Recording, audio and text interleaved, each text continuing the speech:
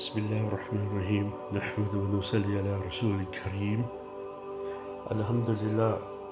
We are on part 6 on spiritual discourses, discussing about the harms of pride. Good character means to behave humbly towards the humble and behave proudly with the proud. Rasulullah sallallahu alaihi wasallam has mentioned, behave humbly towards the humble and proudly towards the proud.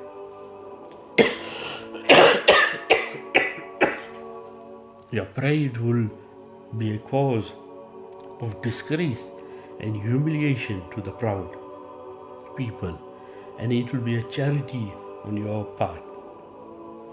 Here Allah subhanahu wa ta'ala's Nabi sallallahu alaihi wasallam is giving us a formula how to interact and how to socialize, how to behave with people.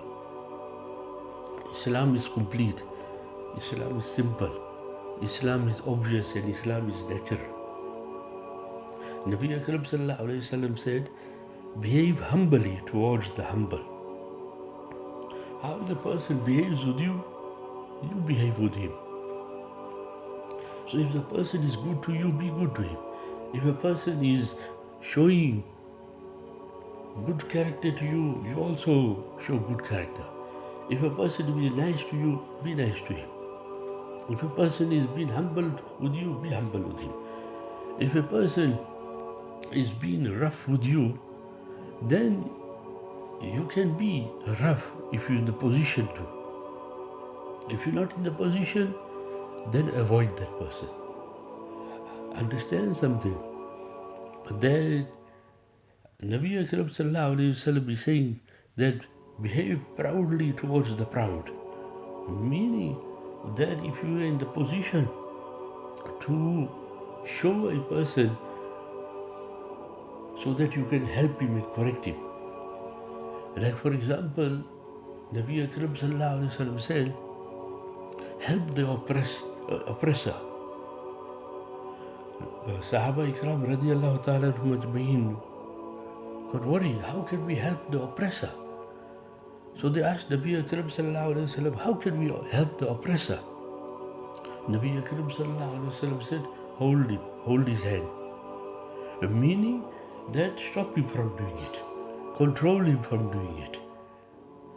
So every person is not born perfect. Every person is not born a good charactered person. Every person does not have good personality from birth. Every person is not born cultured.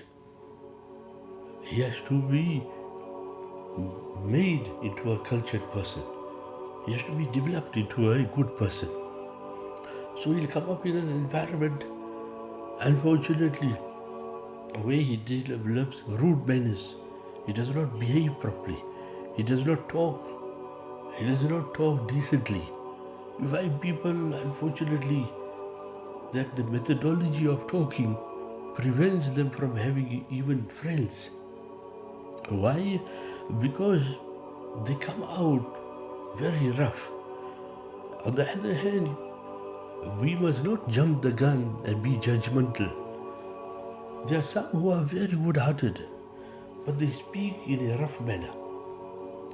But inside their hearts, they are very soft people. So there should be moka sanashti, that you should see when I must talk to this person, how I must talk to this person, when I must talk to this person, what I must talk to this person. So we ourselves, we should not jump the gun and classify this person is arrogant or that person is proud or that person he is not behaving well. Every man has got a temperament that we should identify it and then address it. And on meeting a person the first time, we should not classify him, rate him, categorize him. We should inquire that this person, how he talks, and then we should interact with him. But if he is arrogant and proud with everybody, and you are able to also admonish him with your method of pride, then you can correct him. As Nabi Akram sallallahu alayhi wa sallam said, your pride will be a cause of disgrace and humiliation to the proud people, and it will be a charity on your part. Like for example, like some persons, when you interact and talk to them, then when they start becoming arrogant and proud, then you remind them, see, there is someone better than you. Over every knowledgeable person, there is a one who is more knowledgeable, as stated in Surah Yusuf. So remember, in any field and every field, you can find someone who's better, more superior.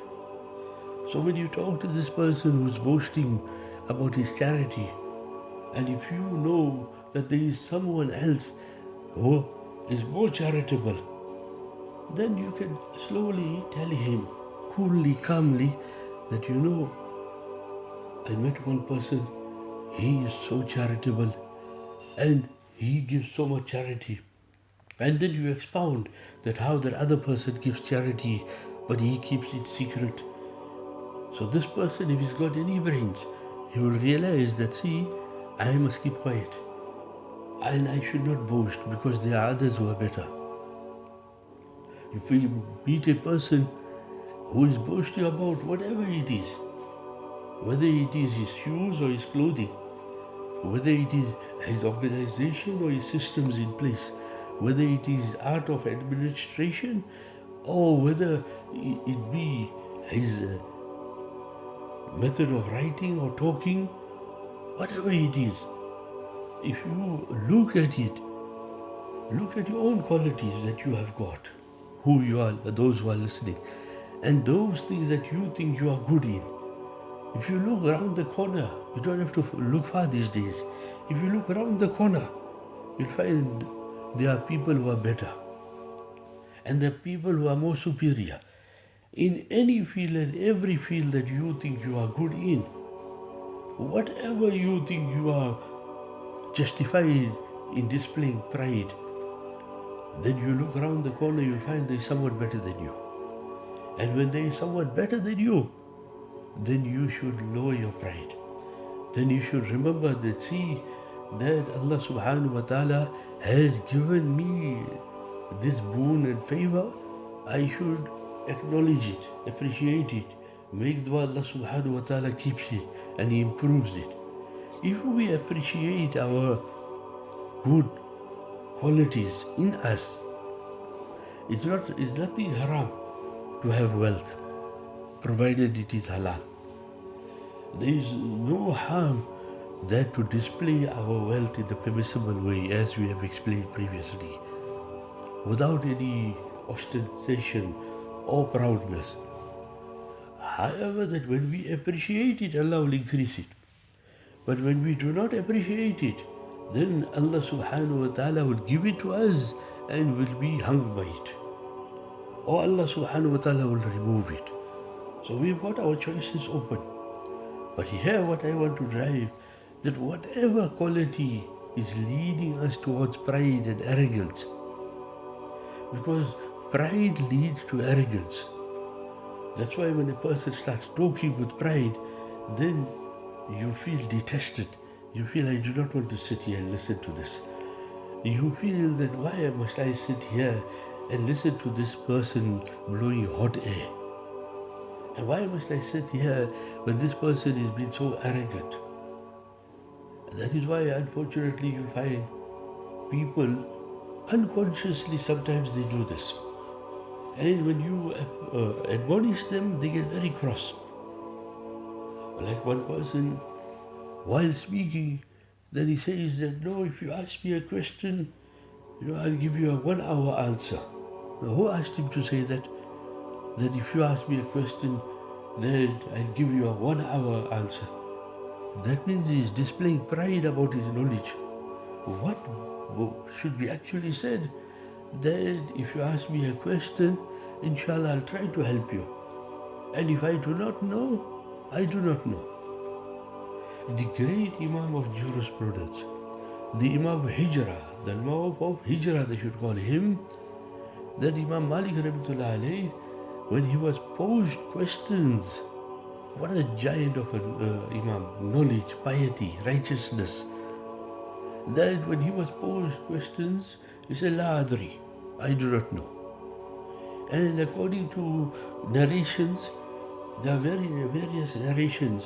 Some say that they asked him 30 questions, some say 40. I have not seen anything more than 40. That they asked him 40 questions in that sitting, in that gathering, in that session. And for everyone he said, La adri, I don't know. So those people who had come to ask him questions were from outside.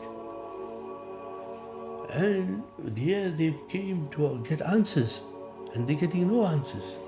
In fact, they're getting this clear statement, I do not know. Now, they asked the local people of Madinatul Munawwara, what kind of Imam you got? That everything we ask him, most of the things we ask him, he says, I don't know, I don't know. So where you got this Imam from? So Alhamdulillah, the people of Madinatul Munawwara gave an apt reply. They said, that's why we got him as an Imam. That is why we have got him as an Imam. Because they recognized his piety and righteousness and no pride. This Imam, this great Imam, now classified as one of the 4 illustrious Imams from the Ahl Sunnat wal Jamaat. And no historian denies his loftiness of his knowledge, his ilm, his piety and righteousness. And look at the sacrifices he made for deen. But he said, I don't know. And today, unfortunately, they will find so many, anything and everything they want to answer. And the other difficulty we have got is that, as I explained previously, the disease, that I know everything about everything. When you know everything about everything, then get ready. Because now the earth doesn't require you, you must go away now. And in every field, when you find people, they will talk about everything as if to say they are the fundis and they are the gurus and they are the experts in it. And they will never say, see, consult someone else. And this happens unfortunately in every profession, let alone ulama. You will find it in the fields of lawyers, doctors, that the person will not say, listen, go take a second opinion. Oh no, let us go to some other place where we can get a better opinion. And that is why we should have no pride that we don't know, we don't know. And the other thing that if we made a mistake, then we must say, I made a mistake. Then inshallah Allah subhanahu wa ta'ala give more barakat. On our website alislam.co.za, alhamdulillah, Allah ta'ala granted us ability that when we give an answer and some alim says that your answer is wrong because of this Shari reason, then go and see. We write there that Allah ta'ala reward you for pointing out our error. And Allah subhanahu wa ta'ala bless you. And then we write the correct answer, retract the wrong answer and carry on with the life. We haven't died. In fact, if you do that, Allah will honor you. Man tawazza lillah, rafa'ullah. That he who humbles himself before Allah subhanahu wa ta'ala, Allah ta'ala will elevate that person. See, it works opposite to our logic and rationality and reason. That if we humble ourselves, Allah will raise our status. And we've got the wrong thing in our head, that if I show how clever I am, I will go higher. Remember, humility and disgrace is in the control of Allah. So we have to realize this. It should be our aqidah this, that Allah, when He wants to elevate you, He'll elevate you. When Allah subhanahu wa ta'ala wants to drop you, He'll drop you. And when Allah subhanahu wa ta'ala wants to disgrace you, He'll disgrace you. So we should be careful and humble ourselves before Allah subhanahu wa ta'ala. Wa akhir da'wana alhamdulillahi rabbil alameen.